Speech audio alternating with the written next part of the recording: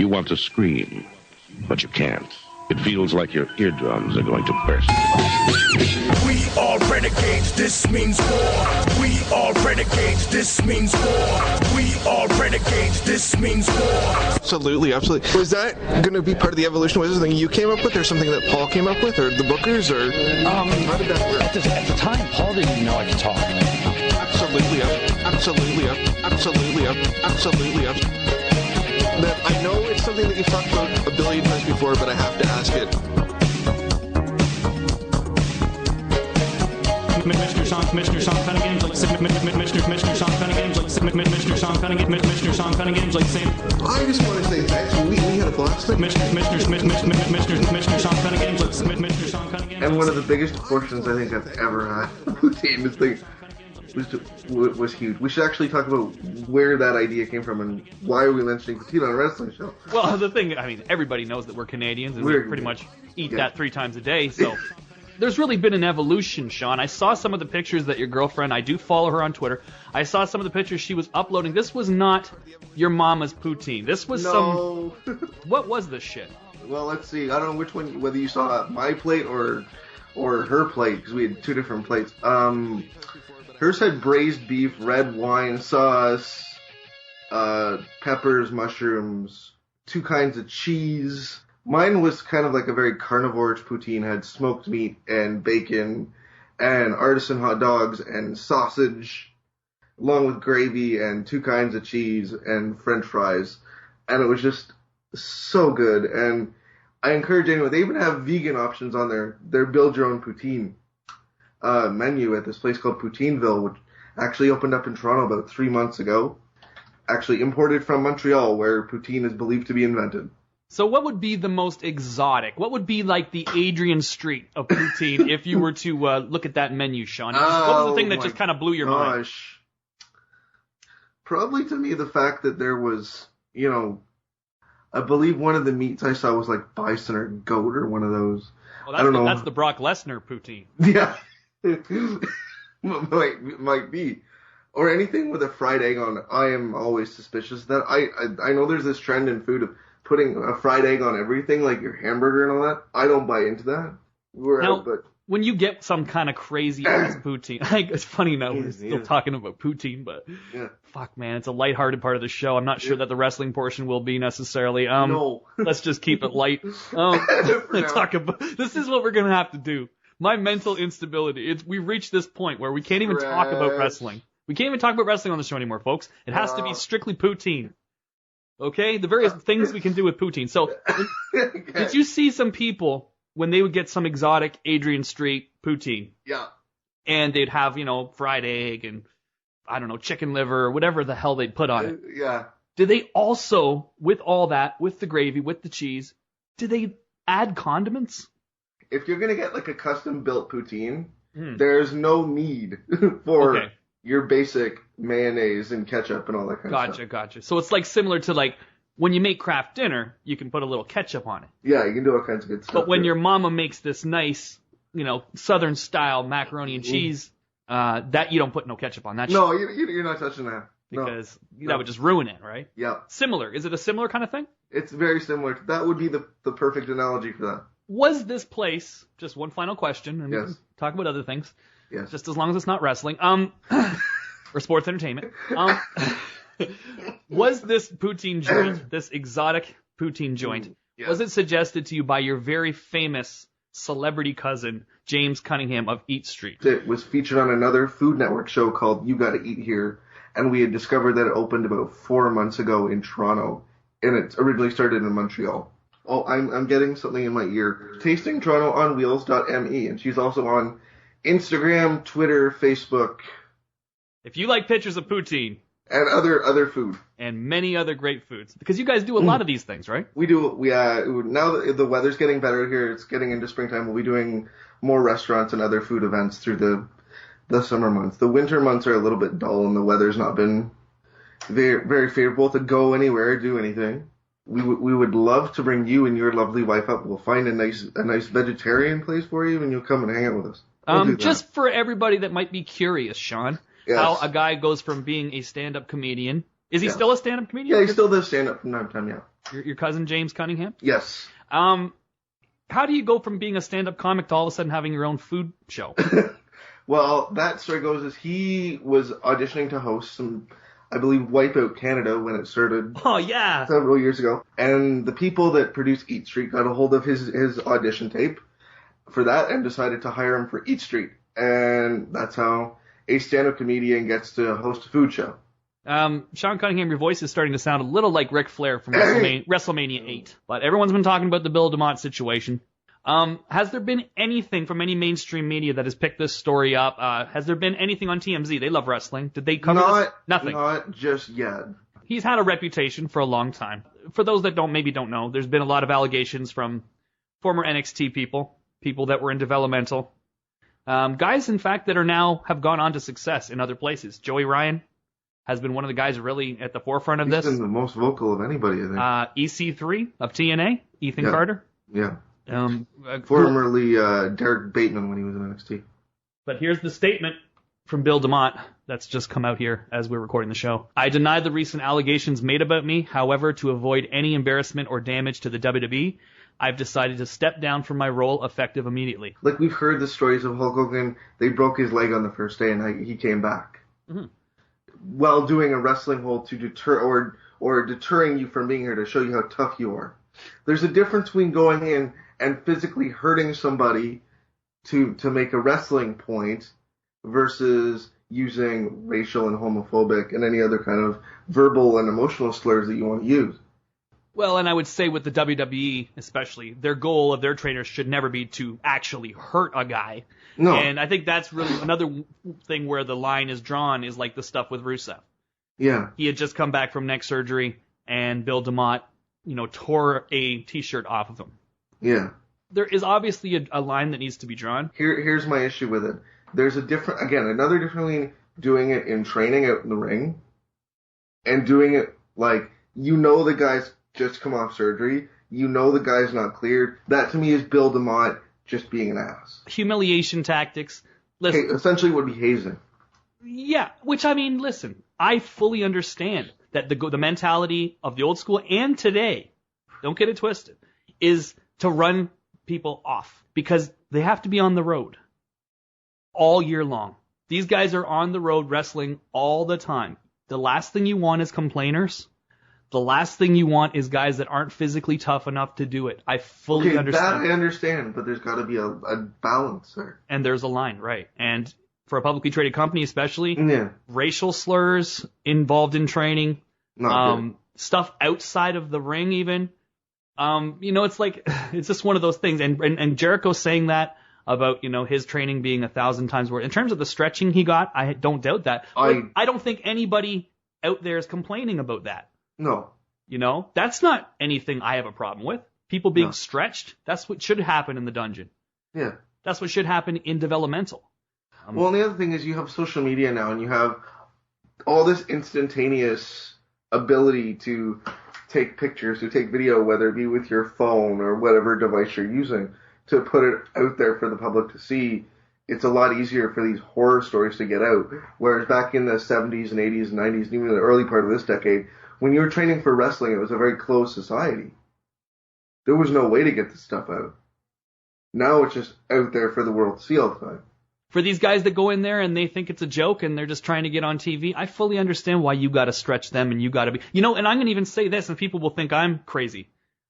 I don't see any contradiction in Bob Holly coming out and saying that the Bill DeMott stuff, he's heard it and he thinks it's bullshit. The real deal there, Matt Cappotelli is there with his buddy, goofing off, laughing, not taking training seriously. Bob Holly went in there and beat the fuck out of him. I don't see a problem with that. No, I have no problem understanding that's what you signed up for.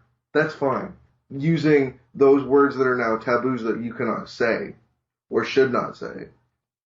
Right. That's where my line is. You want to take a 19-year-old kid who's laughing and not taking it seriously and take him in the ring and stretch the hell out of him or give him 15 straight clotheslines. That's the kid deserves it just as much.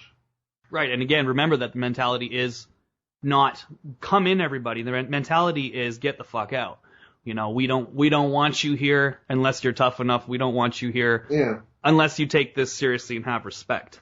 So But again, like you said, there needs to be a line. there needs to be a line, and it sounds like Bill. I mean, these are only a few of the stories. There's a line, and it seems like Bill has crossed that line a long time ago. And even if the exact same stuff happens in every single training school around the world, the bottom line is it is a publicly traded company, and there's a deeper part of this too, and one that I think most people will agree. It's a good thing that Bill's out of the picture now. Triple H, that's his baby. This is his little project especially with the stock and everything. The idea of him taking over, that's something that everybody scares the shit out of them. Scares the shit out of them, because who is he, So this is his whole time, and obviously him and Stephanie have now been moved onto the board of directors. Again, more moves being made here to prepare for the future. But remember, if there becomes some big media thing, and all it would take is one thing, like TMZ, for instance, to jump on this Bill thing. They're in trouble. And then it's going to be, who's responsible for this guy? We're not burying the Performance Center or the WB system. No. Let's make that point. We're not sitting here trying to make them look. This is one guy. This is one guy that's been, again, I don't know why they got rid of Dr. Tom and decided to bring back Bill. I think a lot of it, honestly, is that they want someone like Bill as the head trainer. They wanted him to whip these guys into shape. But there's a way to do that without... And that's, of course, the argument. You're right. Yeah. And that's why it's not a black and white thing, No. I understand why they want a hard ass. I understand why they want someone that will work them into the ground. But it's the unprofessional stuff. Yeah, it's that line. This is a corporate environment, folks. You're the sports guy, Sean, so if this were to happen with some other franchise and a story came out and it became public, how would they deal with it? That guy'd be fired. That's the short answer. It would be a heavy-handed... It would be, you're done, you're suspended, but it's like you said, if they're lucky this story has not, to our knowledge, gotten mainstream press. I'm a little surprised they came out with the statement, to be honest with you. I thought they would ride this out, and I thought that would probably be honestly, not that I want him to be sticking around, especially if all this is true. Yeah, you're too close to a time where the thing is, right now, of all times through the whole year, they want mainstream attention. So if you can get rid of the bad seed and slide under the table and get rid of it without getting it, you're better off.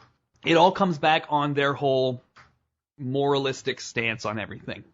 All the PSAs. Remember when last show we talked about the PSAs. Fuck off! With all the PSAs. Okay, here's the deal. I could listen, but we're now into the last month, their biggest month of their year.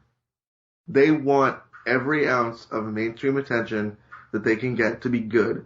That's why you have Jon Stewart, why you're going to keep having celebrities going, I imagine, up until Mania. I don't know that for sure, but... We're definitely not trying to say that this is the training style or the reputation of all the trainers. No. Even Billy Gunn, and I know that he's been a guy that for years has been a bit of a heat seeker, but people say he's like a great trainer, and he's really good, and again, we have no problem with the hard work. We have no problem with the stretching. You mentioned Jon Stewart. Yes. Jon Stewart did everything they asked of him and executed that properly to put heat on Seth Rollins. And for a guy that, as of right now, doesn't have a match going into WrestleMania. Yeah, I don't know what the hell's going on. Do you feel like the Jon Stewart stuff has been wrapped up, or is this just the beginning? I think that was it. The promo was phenomenal. I'm a little confused by that whole thing, though, because they hardly took any of that seriously. That whole thing was very tongue-in-cheek, and it was entertaining and everything, especially the stuff on Jon Stewart. But, I mean, what do you expect there? But whatever, man. It was good. And that, again, that's a celebrity that's hot, And that was smart. And they're doing the same thing next week. Yeah, but not to the same level. Like, Jon Stewart's way hotter than Wiz Khalifa. Do you think he'll do the John Cena song?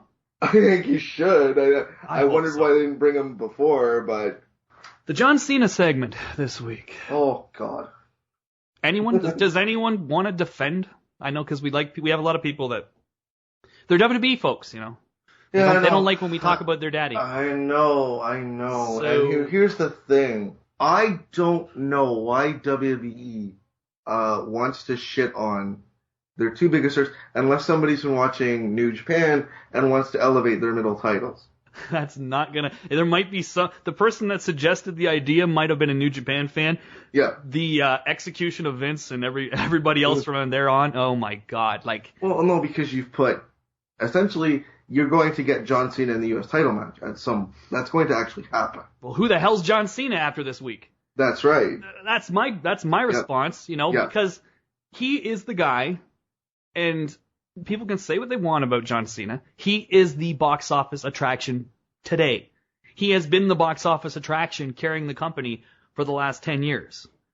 The only one to truly move superstar level merchandise. And numbers and tickets. And everything else. Across the board. Yeah. Across the board. The house shows, if he's on it, they're going to draw a lot more than if he's not. And there's almost that part of me, the conspiracy Jesse the Body part of me. I truly believe in Vince's heart.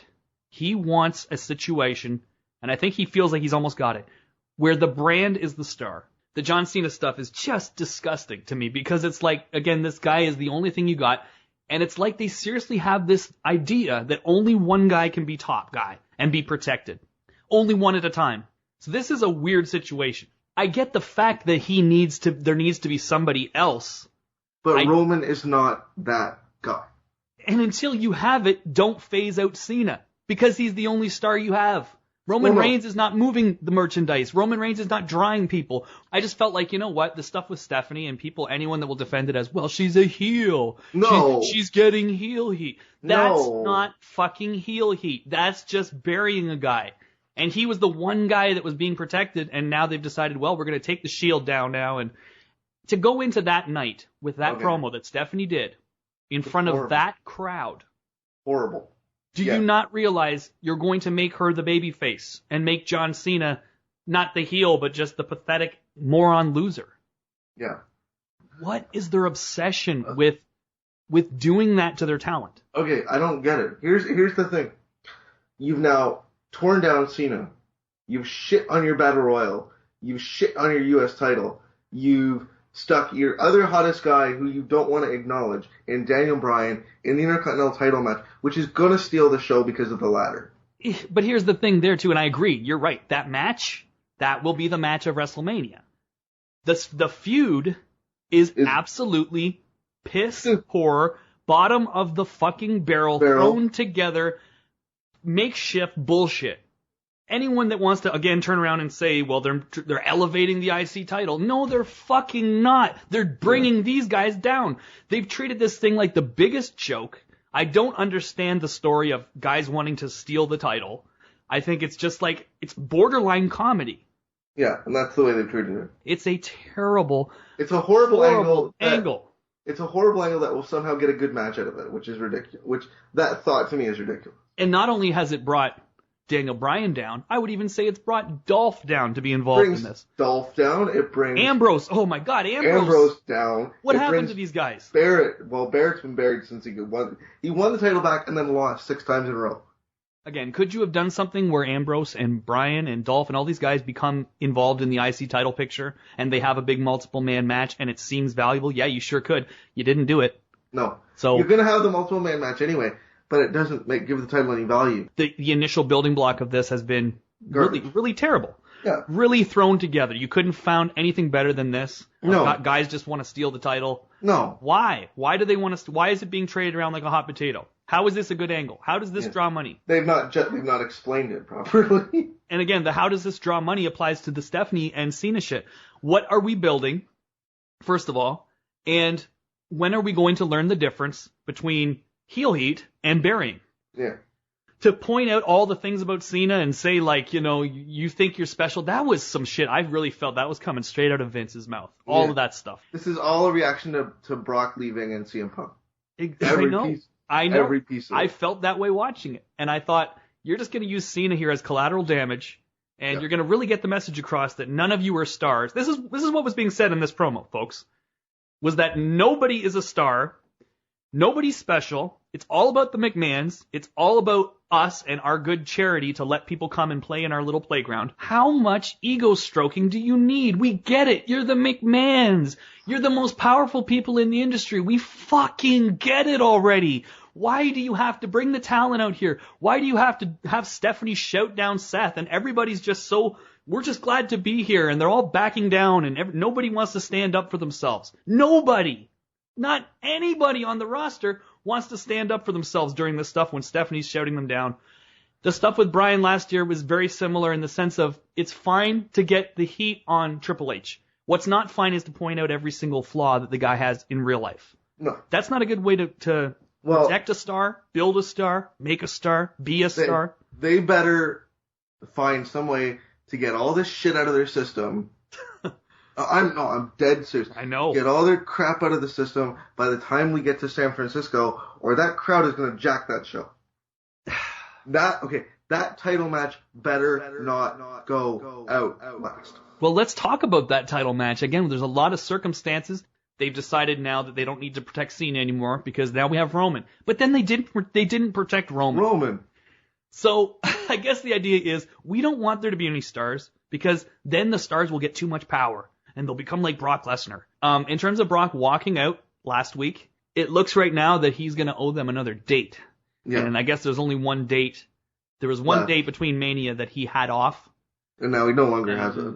But then again, we don't know any of this. No. He's supposed to be on Raw on Monday. Yeah. We don't know anything about if Brock is even returning their phone calls. Here's the thing.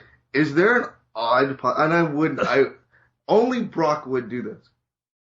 He's the fucking master. Okay, only Brock would do this. Would he no-show San Francisco? Wow, I had never thought of that.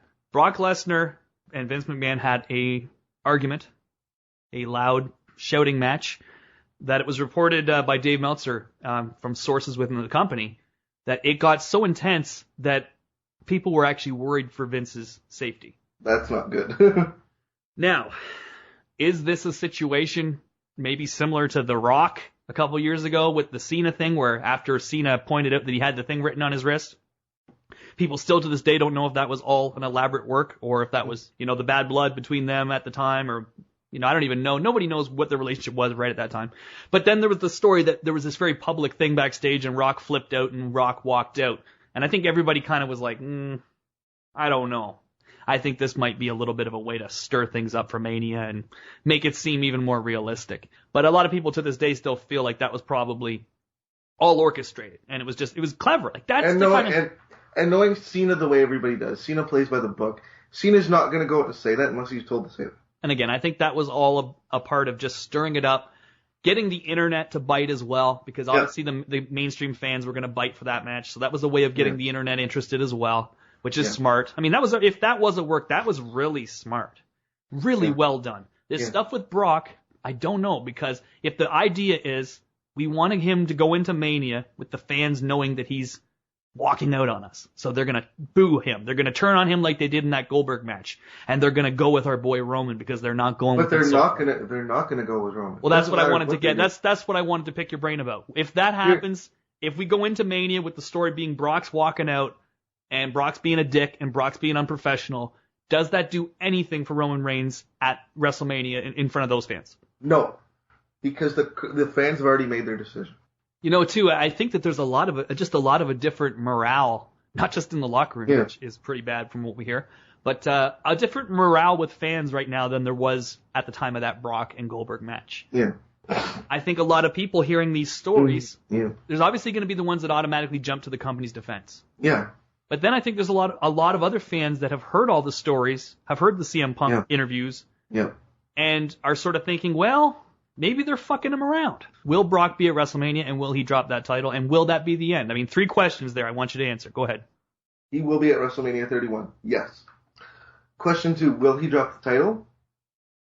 Yes. Question 3, which was, is he done after this? My bet is on yes. From everything I'm hearing, it was not anything creative. No. Brock don't give a shit about creative. Brock cares about money. No. I don't think Brock has any problem with anything other than when his money's getting fucked with. And from what we hear, his money's getting fucked with. It was one of those things that this is not unique to this case. There's other people that have come out and said this as well, that WWE will verbally agree on a contract. Tell you, you're getting this. And then I'll come back. You get the contract in writing and it's nothing like what it was said. No. And they assume that you're just going to sign. And I don't know. I don't know why they do it. I don't know why they think they can pull it off on guys like Brock fucking Lesnar. No. It sounds like a business thing, and it sounds like the business relationship is sort of crumbling right now. Well, if there's anybody that would have the gonads to no-show WrestleMania, even though he's booked in the main event, it would be Brock Lesnar. Jeez, man, what a story that would be. And what would they do? What would they do? I don't know. See, go ahead. I'm just putting it out there because, like I said, I think Brock is the only guy with enough guts. Okay. To no show. You're writing the book here. Brock is off the table for Mania. Where do we go? What do we do? How do we pull this thing together? How much time do I have? The time that you have. Have Seth come out and claim that, hey, there's no champion. He left, but I have a briefcase that says I got a title match, so I'm the champion. You better pull Daniel Bryan out of that damn ladder match. Problem is that they've just beat the fuck out of this roster and they've made them all just mid-carders. No, and I agree. So it would really take some drastic thinking. No, but that's what I'm saying. If you have 3 weeks, it's a lot more doable than if you have 2 hours. Right. If you have 2 hours, yeah. Well, jeez. And if you're Brock too, I mean, it's probably a really good idea to leave this door open for yourself. Even if you want to go do some UFC and make some big money and stuff. You know, the bottom line is he's still young enough that he could have go and do UFC for a year or two and then come back and have another good 5 years of wrestling. Yeah, I know. And make a ton of money. And he's not stupid. He's not stupid, folks. I know people have kind of painted him that way as a simple He looks like a countryman. Neanderthal, but he's not stupid. He is not stupid, this guy. He knows what he's doing. In terms of the whole walkout and the no-show, or not no-show, he was there, and then he left. You know, there could be a lawsuit there. It all depends on where things go from here. If they're able to just work it out and say, no problem, it's water under the bridge, you work that one, you're going to be off, and et cetera, et cetera. But anyway, we'll have to, again, wait and see with the Brock stuff. It's been It's been extremely, extremely interesting. Well, Sean, before we get out of here, do you mind if I just give you a quick little rundown of day one of the New Japan Cup? Oh, I'm very excited for this, yes. Okay, and I know you are a New Japan World subscriber now, so feel free to go in there. You can find it in the matches from the past. It's the little ring logo there that they give you, and it will be the top thing. It was day one of New Japan Cup. Last year's New Japan Cup was won by Shinsuke Nakamura. He defeated Bad Luck Fale in the finals, and it really changed sort of the complexion of the tournament because it had always been the winner gets a shot at the IWGP World Heavyweight Championship at the Invasion Attack show, which right now is AJ Styles. He's the world champion right now. But last year, as I mentioned, I think on the last show maybe even, Shinsuke won and decided, I don't want the world title. I want Tanahashi's Intercontinental title because he beat me for that and I liked that thing and I want that back. And that kind of changed the whole tournament now because now the winner is able to choose between the world title, the Intercontinental title, and the never openweight title, which is now held again by Tomohiro Ishii. Yes. So that's what they've done with this tournament. You get to choose between all three titles. Whatever one you want, you get a shot at it. And the show started, they always do this usual match with a lot of the young boys. This one had a few legends in it as well. It was a nice little multi-man match. Jushin Thunder Liger, Kushida, Yohei Komatsu, and Jay White. They took on Tiger Mask 4, Ryosuke Taguchi, Mascara Dorada, and Sho Tanaka. And actually, this opener was really fun. I believe it was 8 minutes.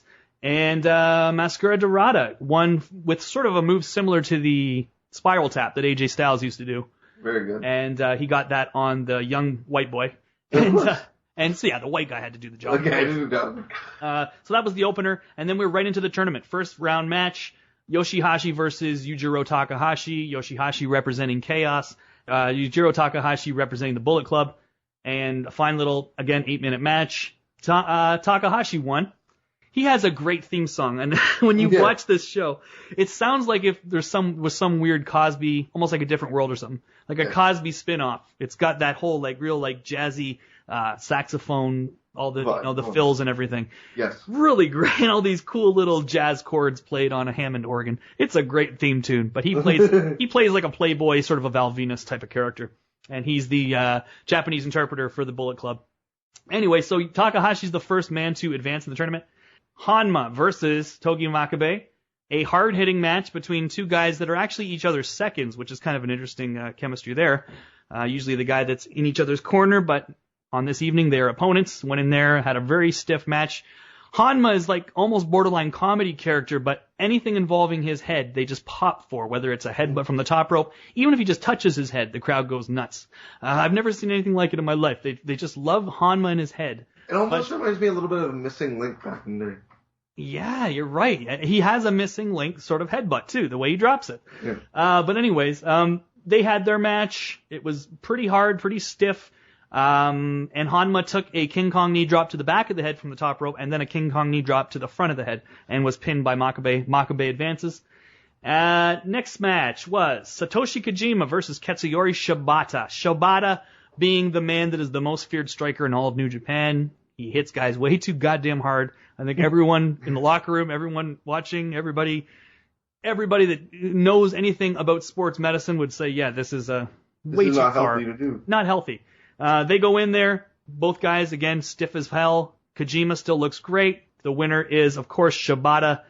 Going over, hits him with the GTS. It was actually a pretty cool finish, Sean. He got him in like a rear naked choke, and right as he was starting to fade, he picked him up, gave him the GTS, and then gave him the old penalty kick right to the face. 1, 2, 3, and Shibata advances in the New Japan Cup.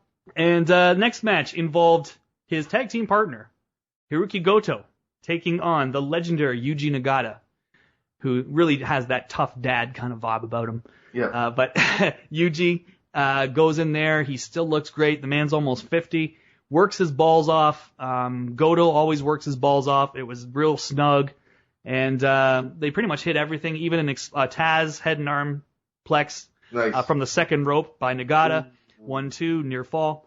And then the finish came when Goto hit him with his finish, and that was it. So both Shibata and Goto moving on to the finals. Next match was just kind of a little fun. You know, these shows are real interesting because the main eventers were really in this match, but it was just kind of this little middle of the card multi-man match, because it wasn't their night to shine. You know what I mean? It's all about the people in the tournament.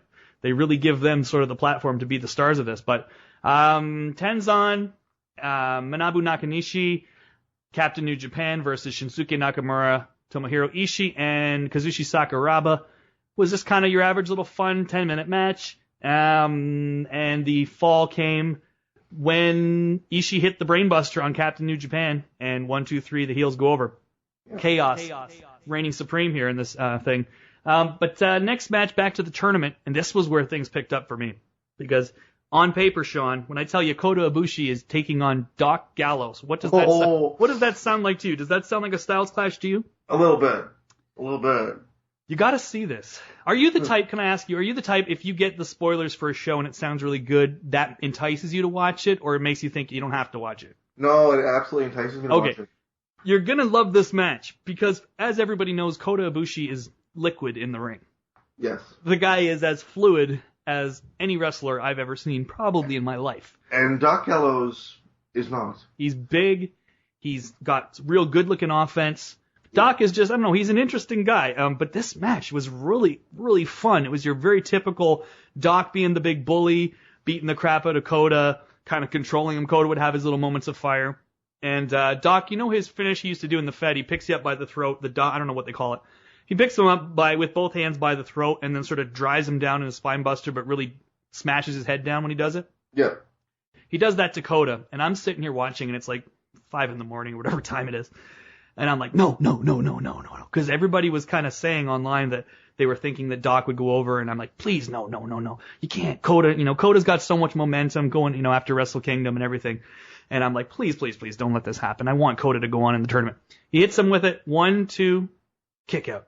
And then he tries it again, and Kota jumps all the way up, gets him in Hurricane Rana, Rey Mysterio style, hooks the leg, 1, 2, 3. Excellent stuff. It wasn't all that long. It didn't need to be. And it was basically a realistic sort of win for a guy of that style and that size against Doc Gallows, He just happened to catch him in a cool move, hooked the leg, 1, 2, 3. So Kota Ibushi advances in the tournament against Doc Gallows. Next match involved his tag partner, Carl Anderson, the Machine Gun, taking on Naito, the man that fought AJ Styles at Wrestle Kingdom. Yeah. But anyways, he goes in there, and they have this great match. He hits Naito with all of his stuff. I don't know if he ever got his finisher on him, the RKO or the gun stun, but he got all those other signatures, including one thing where he runs at him with a one-legged dropkick, and Naito flies in the air like he's doing a moonsault as his cell, and then he just goes straight down on his head. And I'm just like, I have never seen a guy, I don't know if maybe he lost control, if he kicked him a little hard or something, but he kicked him with that drop kick and Naito just did an absolute backflip, but then just went straight down on his head. So that was interesting. But the match ends when Naito kicks out of the Mark Merrow finish. What do you call that? The TKO? The TKO finish. And he kicks out of that and somehow gets the upper hand for a minute, hits the Stardust Press, and Carl Anderson as well. Bullet Club, not doing so well. Eliminated from the tournament. Naito goes forward. And then we have the next match. And for some reason, these matches aren't in order in terms of the brackets. No, of course so not. In future shows, we'll let you know. But I do know for this bracket, the winner of this next match was the guy that would go on to face Kota Ibushi. Okay. And there was a lot of buzz because it was Tanahashi against Toru Yano. And everybody has been clamoring for ages for a Kota Ibushi versus Tanahashi match. They have never wrestled each other. Two, obviously, of just the greatest workers in the world. Kota much younger, much flashier. Tanahashi can just carry anyone to a good match, and he doesn't need to carry Kota. It just is a perfect thing. But they're both baby faces. They've teamed. And that's probably why it's never happened. Yeah, but in New Japan, they do a lot of that kind of babyface match, especially in tournaments and stuff. So everybody's clamoring because if Tanahashi wins, which he should, because for God's sakes, it's Toru Yano, then we're going to get that match. Okay, so we go into this match. Tanahashi, in case people haven't listened to this show and they don't watch New Japan, Tanahashi's John Cena. Before this week. What John Cena was before this past Monday. That is Tanahashi. That's Tanahashi. And he's been that since 2009. He's been the man. He's been the draw. He's the guy that brought the company to where it is now. Yep. So he goes in there with Toru Yano. Now, Toru Yano, there's not really any way to explain him. I'd say Santino Marella, but that's not the right comparison. He still wins matches, but he's a comedy. He's as comedy as pretty much anyone in New Japan. Nice. He carries little bootleg best of Toru Yano, because again, he's a jobber pretty much, so he has to make his own little bootleg best of things. And he walks down to the ring and he tries to sell his DVD to everybody, and he tries to sell it to the commentators, and he tries to sell it to whoever will buy it, and nobody will. So he came down with 2 DVDs for this one. He had a best of Chaos and a best of Toru Yano DVD. So he's trying to sell his DVDs, and then John Cena, the man, comes out, Tanahashi, and the crowd goes nuts, and he gets in the ring with Toru Yano. They start wrestling around a little bit, pretty good technical wrestling for maybe 2 or 3 minutes. And then Toru Yano got him in this little roll-up, and it was 1-2, and I swear to God it was the most amazing near fall I've ever seen. 1, 2, 2.5, 2 3/4, and then Tanahashi kicks out. And the crowd bought it. They're like, oh my, you could honestly feel like, oh my God, my heart almost just stopped. What just almost happened? I honestly thought Toru Yano was going to win against friggin' Tanahashi in 3 minutes. Oh, okay, that didn't happen. They start wrestling for another 30 seconds. Toru Yano grabs Tanahashi by the hair, rolls him up, 1, 2, 3. Okay. Pins Tanahashi in, what was the time? What was the time? I gotta find it. 4:47. Pins the biggest draw in the company. It's Tanahashi is eliminated. We're not getting Tanahashi Kota. Oh. And as disappointed as I was, though, the crowd went insane, because it was like the biggest upset in the history of the world, and especially like in recent times in New Japan. And it was one of those things where you were disappointed, but you really couldn't complain because it all just worked so well. Yeah. And I just thought, like, only New Japan could fucking pull this off. They just had Santino Marella pin John Cena in 4 minutes to advance in a tournament, and the crowd loved it. And and they love Tanahashi. It's not like they boo Tanahashi. They love him. So the fact that they were able to pull this off was actually amazing to me. And then Tanahashi walked to the back. It would be like, Sean, if me and you drove out to the desert. Okay? Right. 50 miles out into the desert. This is how Tanahashi reacted after being pinned. We drove out 50 miles into the desert. We got out. We took a little walk around just, for a few minutes to see what we could see and whatever. And then we went back to the car and we realized, I've locked my keys in the car. And we're 50 miles out from the desert. He was wailing in rage, frustration, and he just walked to the back, and people are trying to touch him. Little kids are trying to take a picture with him, and he's just looking at the ceiling being like, no! Yeah.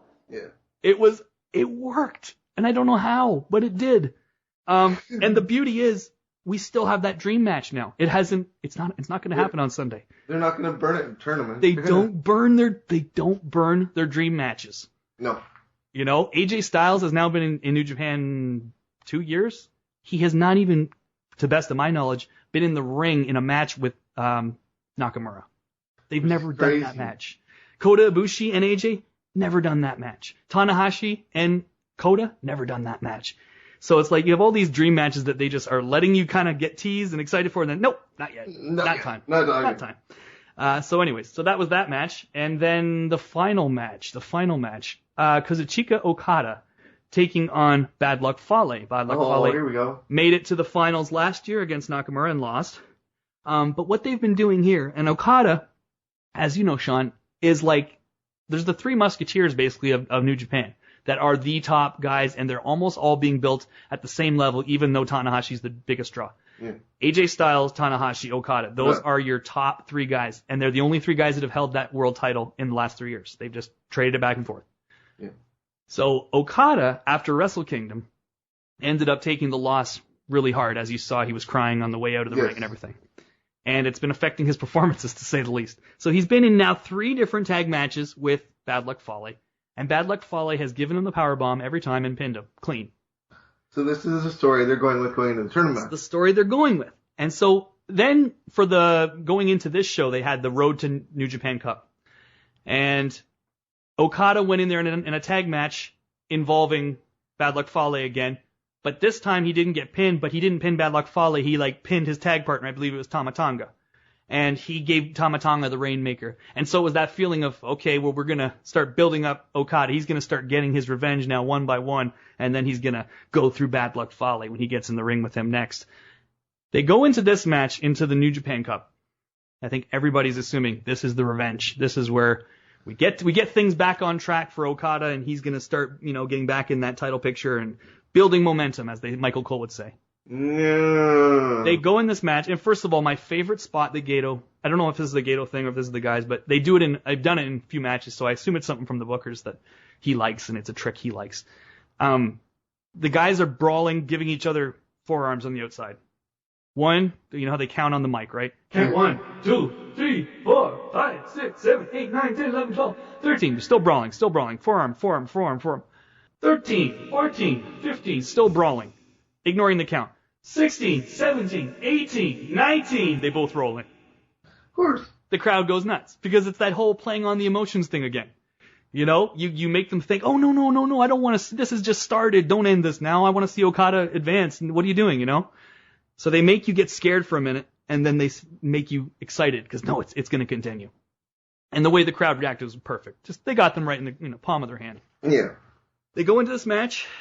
Okada carries Fale, as is the case with most people, but Fale, held up to his end of the bargain. It's okay. Yes. Powerbomb in the center of the ring and pinned him. Oh, again. Again. And I'm sure that was the response of every fan that was watching that. Every fan. And it even is, but to me, that is the right kind of heat. That's the right kind of heat. And Okada, still an enormous star, didn't hurt him at all. No. Bad Luck Fale, this guy's by far the worst wrestler in New Japan, but he's part of a really hot group, and it totally works that this big guy ends up beating him because, again, the Bullet Club's such a hot act and everything. So this continues. Now, I don't know where they're going, but I assume it's going to be a slow climb back to the top for Okada. Even when I felt disappointed, it was still exciting to me because it was like, gee, that was out of the box and it worked. So what can I say? That does sound awesome, and Sunday's going to be even better, I'm sure, when I get to the next round. Sunday morning. I do have a personal question to ask you. You have a full-time job, right? Yes, I do. When do you sleep? Never. No, because you're watching this at 5 in the morning, you said. Yeah. But you know what it is, man? I get up for my job at 5 in the morning. Yep. So even on days when I don't have to work in the morning, I'm still awake at 5 in the morning. Okay. And it's like my little time. My wife's not awake. My cats are still sleeping. So I get to just sort of be alone and watch New Japan, So that's what I did. And did not regret it at all. No. It's a fun way to spend my morning, to be honest. I imagine it is. And this was this was day 1 of the tournament, and it was a lot of fun. I got to be honest with you. Every match I'd say was good.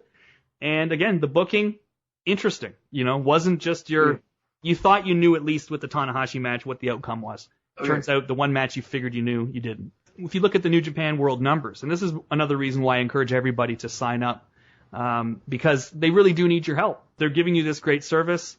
thousands of hours of classic matches you can watch, get really caught up with all the greatest wrestlers of all time. If you can get past the commentary thing, you're going to just enjoy it. And that's something when people first start watching it, it's a little hard, but once you get used to it, just remember, these are the tapes that everybody watched. These are the tapes that Bret Hart watched. These were the tapes that, all the greatest. Benoit grew up watching and wanted to go to Japan. And so, I mean, it's not like you're the only one doing this. The numbers for New Japan World internationally, including Japan, were only like 25,000. It's more of a go to the show type of thing. Yeah. Even like watching it on TV, I don't even know like how big of a thing that is. I'm sure they do good numbers on TVSI with their show, but again, the real business of New Japan is not television like WWE. Like they get most of their money from television, right, and from TV rights. Yes. It's not based on pay-per-views. It's not based on, certainly not on demand, internet video or whatever, like with New Japan World. It's based on attendance. It's based on shows. That's how people like to enjoy wrestling there. They like to go to the show. And so that's why they do such big numbers, but they don't necessarily reflect that in, obviously, their subscriptions or anything like that. No. But you can notice their shows are always like great crowds. Yes. Like it's cool to have a full building when you're watching it. Right. Over video, but I'm sure to do this costs money at the end of the day. Like it does. Mind you, I'm sure it's a much cheaper service for them than what WWE's done, obviously. So again, I just encourage everybody to sign up. You get a lot of fun stuff you get to be a part of. And would this, again, something like this working in the States, I think anything can work at any time if you know what you're doing, and that's sort of been the problem lately, that they don't. To say that you have to do things one way and there's only one way to do things, I think this show is the ultimate example of, no, you don't. There's ways you can do pretty much anything. I just proposed the idea because they have this network that they put all this weird little original programming on. Why not give people more product, like actual matches? I would love it. I would love them to do a wrestling classic. Again, oh my God. That's a whole other discussion for a whole other show. Okay, I need to get off there now and go watch Dynamite versus Randy Savage. Yes, go do that. And then maybe I'll go to New Japan World and watch some Dynamite versus Tiger Mask. Oh, there's so much good wrestling you can watch if you just find it. Okay, before we get out of here, though, anything cool on the WWE Network that you've watched? I've gone through a bit of World Class, watching the shows leading up to the infamous December Christmas 1982 cage match and the infamous bounty that Ric Flair put on Kerry Von Erich to keep him away. Some of the TVs going into that show. Yeah, and the infamous interview with Fritz and Ric Flair. Oh, yes. Where they're screaming at each other about, you put the bounty on my kid, and if I wasn't in, I'd come through there and kick your butt. So awesome. And I encourage people, if you're able to get to specifically the online version, go watch that old TV from what they have up there right now. They have some Texas up there. They have some really old stuff from the WWF running around up there. They have, and then it goes a little further into ECW in the early 90s and stuff. I'm hoping they put up some more old TV. We'll see what happens after March if they put up some more videos of older television. That's the kind of stuff that I'm looking forward to, because I am a history buff and I just kind of eat all that stuff up because I want to know where everything came from. You watch this stuff with Fritz and Rick. Those guys were just 100% just, off the top of their head. Yep. And it's so damn believable. It's so damn real. Even if you don't know who either guy is, if you could just watch that, you would believe that these are two guys that are really getting heated in this argument. These are two guys that, if they see each other, there's going to be problems. And it's Rick so is scary looking. It's so, not just WWE either. Like, this is something that is just kind of across the board in North America, even Ring of Honor. Just that lack of reality, and I don't mean telling insider stuff or whatever. No, I just mean having two guys out there that seem like they're really getting into a heated argument. That's something that is just so rare in wrestling in North America right now. So when you go back and watch some of this stuff, I mean, it's great, but it also makes you kind of scratch your head and be like, so why can't we do this again? Because if you really think about the WWE and their network model, the only way the talent's getting paid is if the buildings are full. It does get kind of frustrating when you see all the things that worked, and now it's like they can't be a part of wrestling anymore just because. No real reason, just because. Well, but then if you look at NXT, the product, that looks a lot like old wrestling. It tells the story from beginning to end. Yes. We'll get out of here for now, but it's been Yes. great. It's been great talking poutine. Hope you enjoy your weekend. We have some plus temperatures coming this week. Warm. Tuesday's, I think, supposed to be about 8. 8 or 9 I've seen, yeah. So- I'm looking forward to it. So from myself, the poutine loving Sean Cunningham, we want to say peace, love. Shanzi, tell him the rest. Wrestling Audio Revolution.